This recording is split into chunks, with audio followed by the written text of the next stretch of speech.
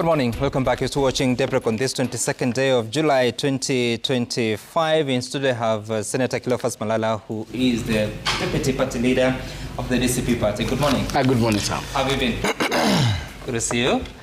Mheshimiwa John Mutunga, John Kanyuthia Mutunga, is the Member of Parliament for Tigania West, but also the Chairperson of Agriculture Committee. Good morning. Good morning, Sam. Good to see you again. Thank you. Senator Eddie Okech is the Senator from Migori County. Good morning, Senator. Good morning, Sam.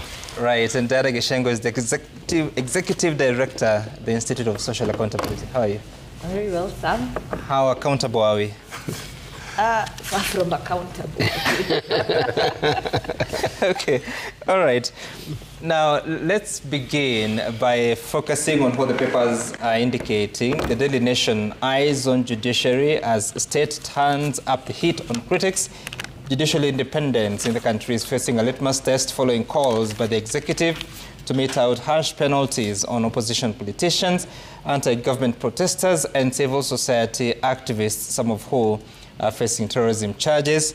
On the main page of the front page of the Standard, it's cornered by public. They are saying that a flood of disapproval from an increasingly frustrated citizenry yesterday pushed the struggling DPP to drop the far-fetched terrorism charge against rights activist Boniface Mwangi.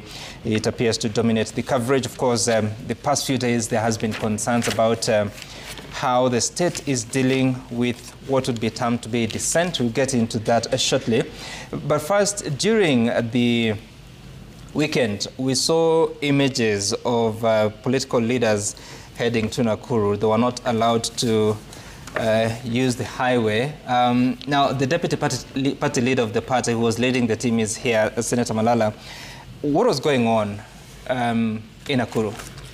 Sam, this was a normal day. A normal day when we woke up. We were going for a church service in Subukia AIC Church. And what surprised me that just before we got into the church, we found the area OCPD denying us access to the church. That baffled me because, you know, in our constitution, we have got the freedom of worship. And it is when the presiding pastor of the church decided that we will continue with the service. So the police officers were flushed out of the church and we were able to conduct our Sunday service. Well, immediately after that, we were coming from Subukia back to Nakuru, and we found police officers barricading the road. We asked them, why are you closing up the road? And they were categorical that they have been given orders that we should not proceed with our planned meetings because we had planned to have stopovers and have public engagement with the public on our way back home. And they were adamant. So they decided to tear gas us and disperse us. To me, I think that is perforating our very constitution because as we all know that we have got the freedom of association, freedom of choosing the political side that you will associate with. And to me, I think the current government is just becoming paranoid. Did they explain to you why they were blocking the road? Because we see a bit of altercation. There's tear gas. We see you having to use the side of the road. What did the police officers say? They didn't give any detailed explanation. They simply said that you didn't give us notice. We didn't know that you are coming, and therefore you are not allowed to carry on with any activity. You need to give us enough notice. We have not received any communication from you, and we told them, come on, we are going back home. As Kenyans, we do not require to give all OCPDs notice on your way back home, because how many OCPDs would I give notice all the way from Subukia to Kakamega? Because I was going back home. So but you just told me that you're going for meetings in Nakuru. And as I've told you, this freedom of association. You know, it was not a public meeting. It was just we asked stopovers, meeting, saying hi to Mama Mboga, saying hi to Pikipiki people, knowing how they are going on, getting their views, and then moving on. Did you still manage to say hi to them? Of course. Due to public demand, we were able to meet people, talk to them, get their views, and also explain to them on the state of the nation. But, okay, so you're saying that you had planned to move from Subukia to Nakuru. Was there any venue for a public meeting? No venue. Us, we just go back home, and on the way, we get people blocking the road saying we want to know how is Kenya going on. We're seeing our people being shot. We're seeing our resources and public funds being misappropriated. What is going on in Kenya? Because Kenyans need to know what is going on in their country. Okay. And we stopped, we explained to them, and we also heard from them, because we allow the common man also to speak to us.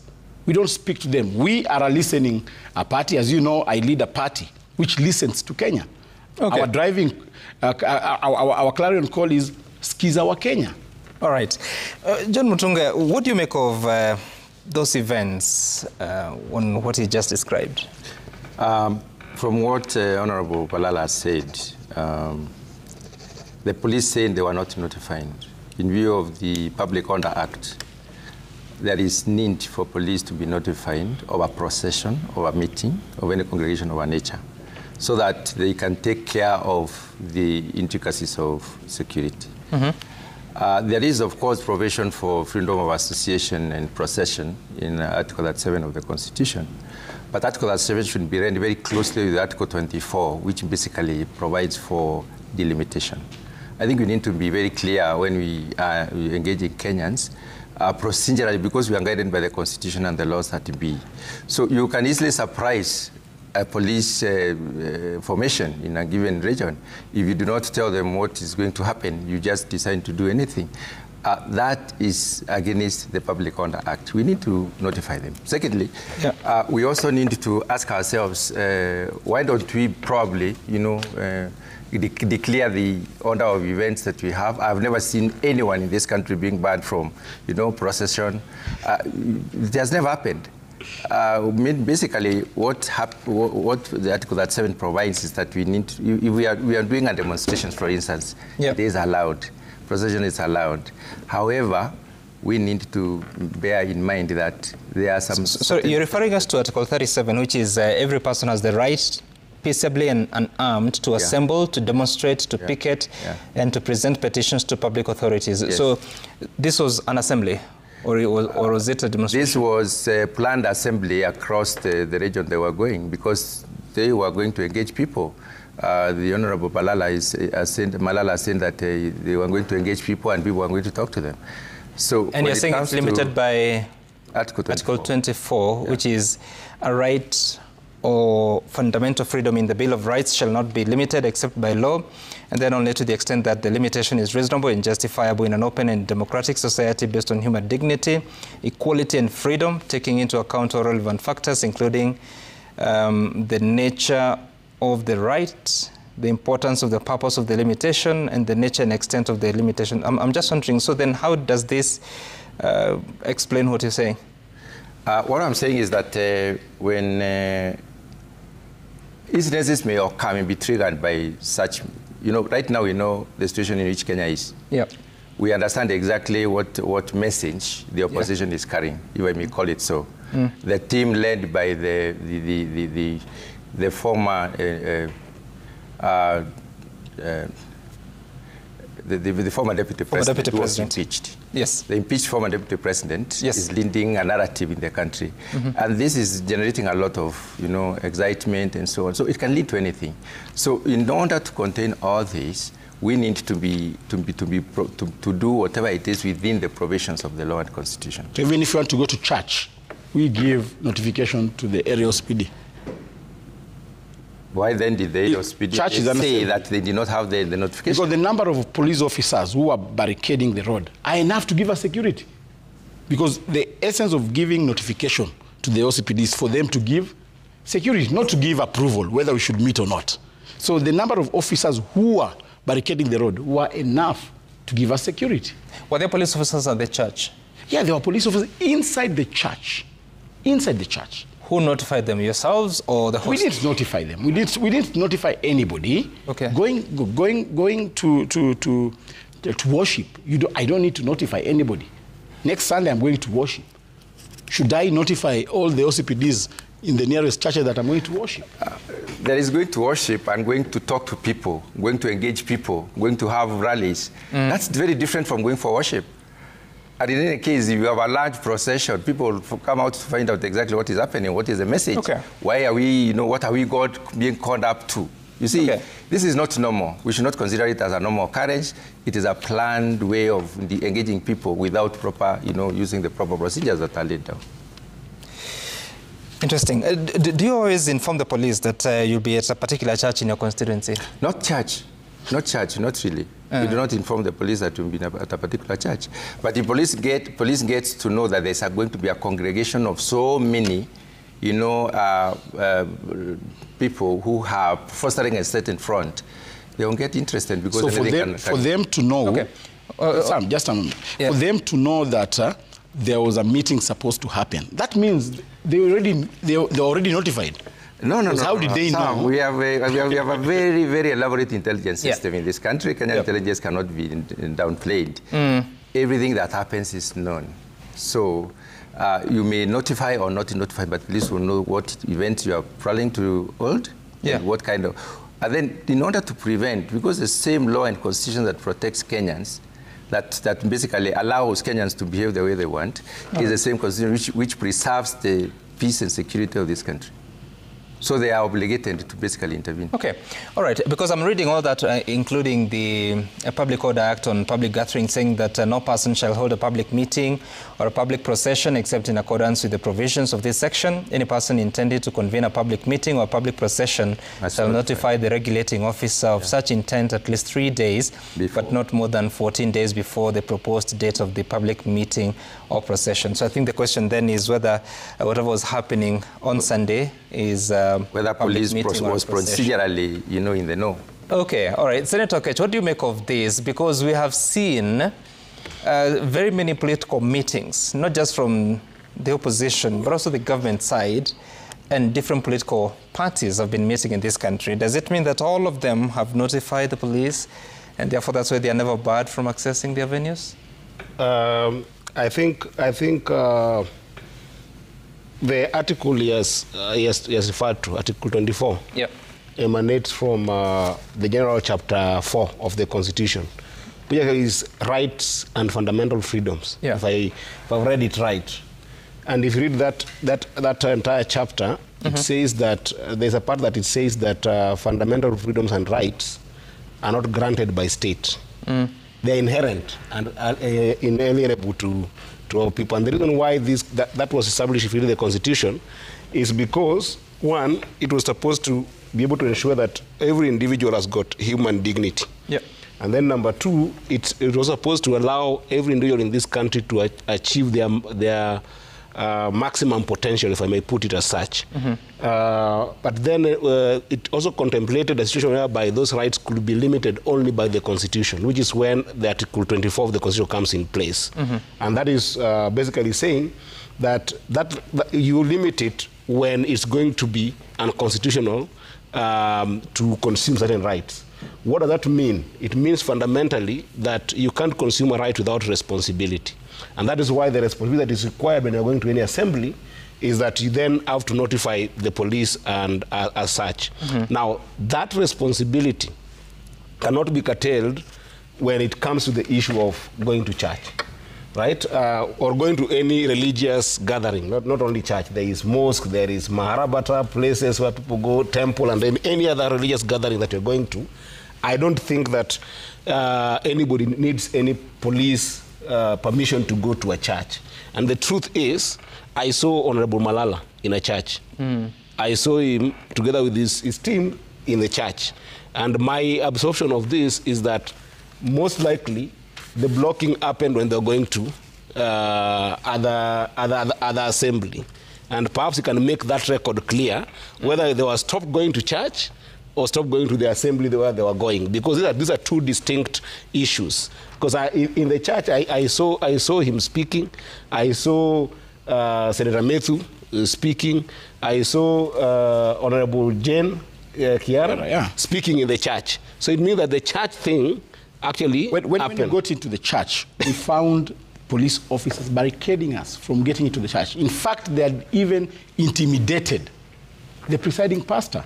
Even from his sermon, he was able to explain to the congregation that he was intimidated and told to cancel the Sunday service. The pastor himself, in his sermon, if you are watching, or you only watch the political part, can the state really order cancellation of Sunday services? No, I don't think so. I don't think that is possible. And I've said that no one should be stopped from going to any religious gathering, not only the church, because sometimes we miss the point because most of politicians tend to be Christians. But if you're going to... meetings in your county or even in the country? No, I mean, I do hold meetings in my county.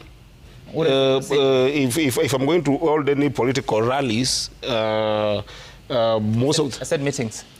Public meetings. Public meetings. Yeah, then you inform... The Act talks about public meetings. Yes, then I inform the police. And I think that the question I want to ask Honorable Malala is whether they had plans, because this is easy, it's not clear whether they had plans to go and have a public gathering, a public rally after the church. Because the way it is put right now is that purely they were going to be in a church, and then after the church they left. Okay. In that case, whether then they ended up informing the police about that public gathering. And I think that sometimes is in their own good faith, even in my own good faith as a politician, that if I'm going to have some form of public gathering, it's just in good taste that I get protected by the police, right? Just a moment. Let me hear from Diana first. What do you make of this? Because they say the law is very clear, but also depends on who is reading it. What's your reading? Sam, the law is very clear. I am reading section 2 of the Public Order Act, the very archaic 1950. 1950, did we have independence? No. No, we were being run by colonial chief, headmen, and the governor who had annexed a church next to State House. That was 1950. That's the law that we are using. Yet, within that particular law, section 2 excludes certain meetings completely from the Public Order Act. The first one, any meeting convened and held exclusively for the lawful purposes of any public body. KTDA, ikikutana na wakulima, is a lawful meeting. A school AGM, lawful meeting.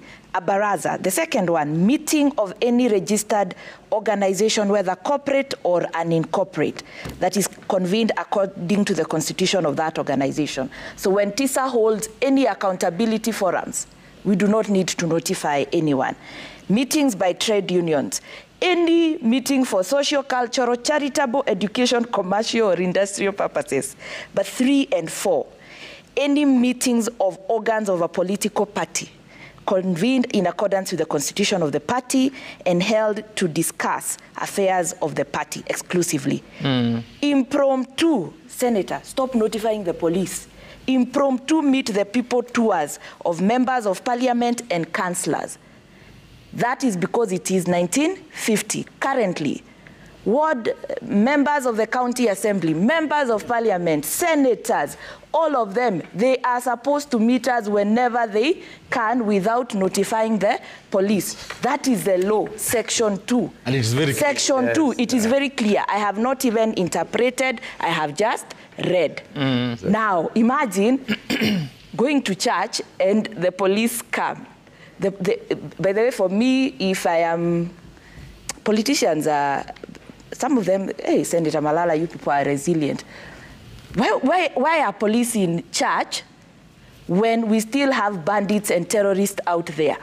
What is this that is happening in church that has now to become the new focus? There's something very, very wrong in how we are doing policing, in how we are purporting to maintain law and order. Let the people speak. When we pray for different intentions. There are people who are praying to be in power. There are people who are praying for others to be out of power. There are different prayers. Some of us are going to pray so that we get school fees. Can we let the people pray and pray freely? That is all I can say. Okay. All right. Yes, Mheshimiwa, as we make transition. Yeah, thank you very much, Sami. Let me say that nothing happens in total vacuum. Everything is tied up together. If I have an event in my constituency, I am obligated to notify the security system of the constituency because I'm part and parcel of that security system. So they need to know who is coming, so they are aware, and then they can take care of the situation. If anything happens, they will be blamed. So it is wrong to say that we can just, again, I want to agree with her as much as I can have meetings in my constituency, not in somebody's constituency. I cannot go to my neighbor's constituency and start convening, and the law and the constitution allows me. No, when you have visitors, people who are not resident in that area, who have no direct link with the people, you must notify the police. Okay. All right, so that's what happened on Sunday. When we come back, we'll be talking about what's happening in our country because there are challenges and the president thinks that parents are not raising their children well. That's why we have problems. After the break.